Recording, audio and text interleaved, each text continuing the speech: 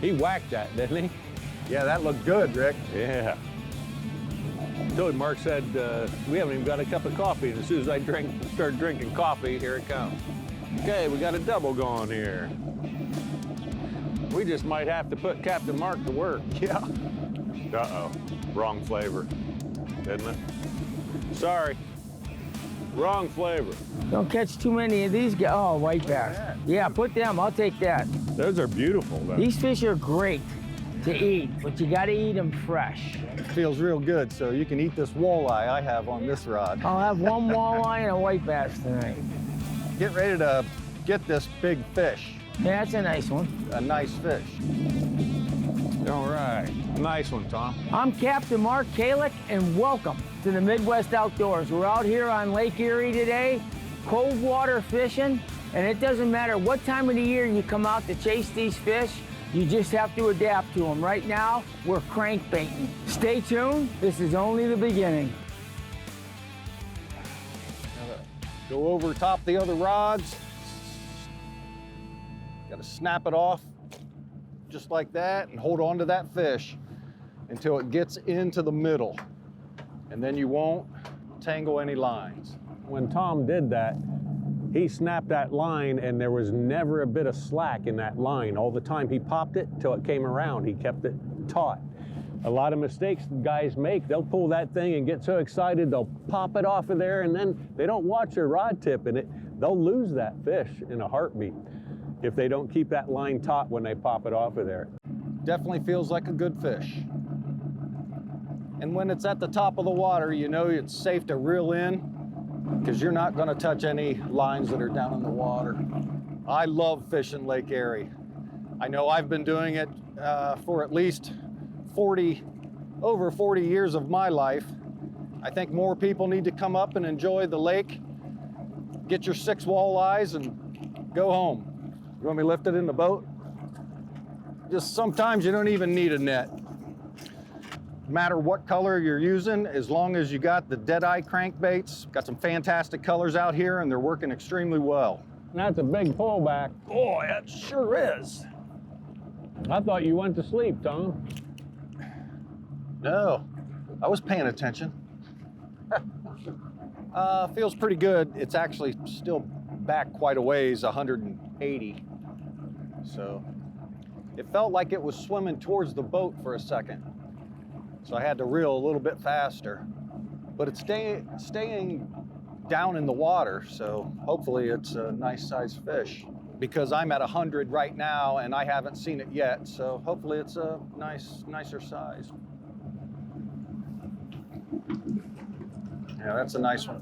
Some of these old, same colors out here. This is called pink lemonade. That's a nice fish right there. If you're in a little bit of a lull, say you caught 5, 6 fish, okay, it's easy to get caught up and I'm gonna do that now and not change anything. Well, all right, it's been 40 minutes or so, we haven't caught something. I changed direction. We've changed a couple different baits.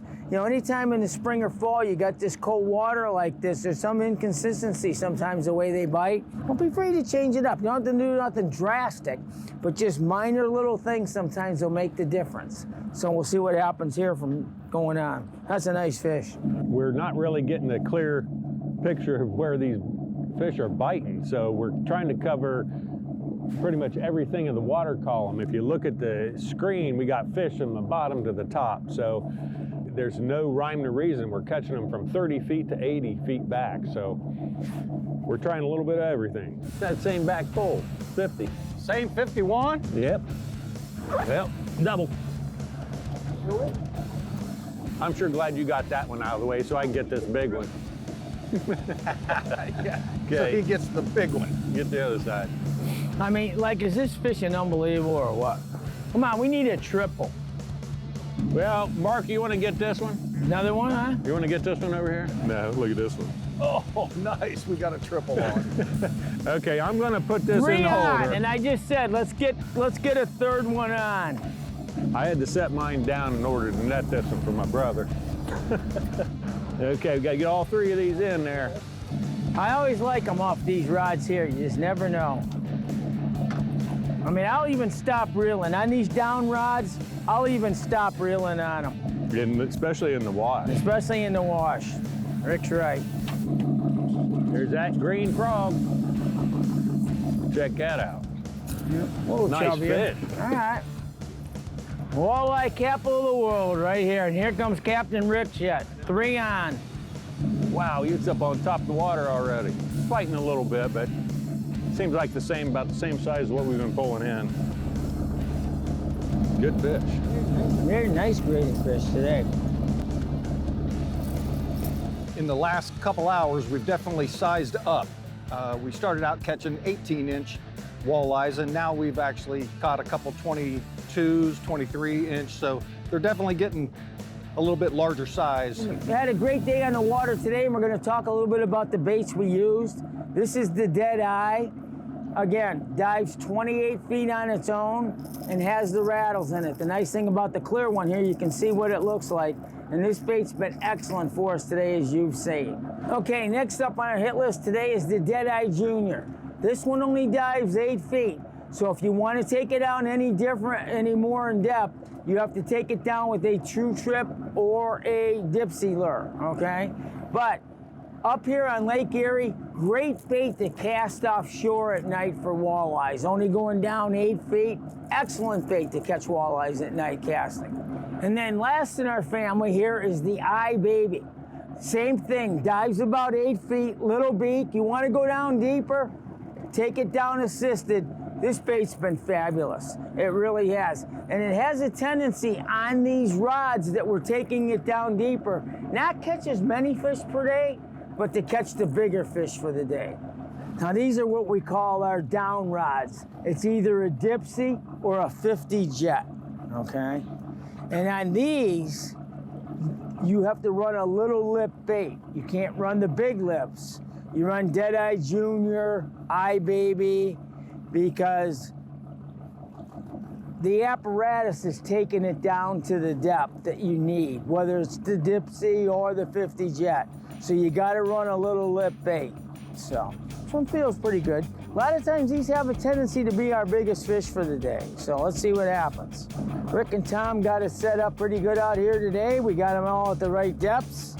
And of course, that's another big thing. You gotta get them be at the right level.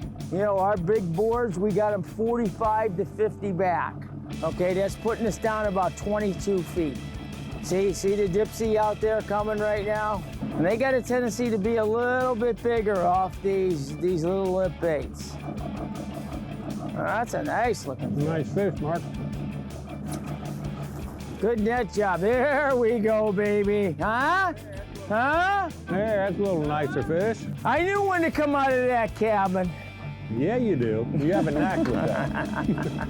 That bait will only go down 8 feet. That's it. We have to send them with the dipsy, or we have to send them with what we call a 50 jet, which is just a bigger size jet. And that'll take that little bait down. But a lot of times these, what we call a little lip bait, got that rattles in there too. That's an Eyebaby right there.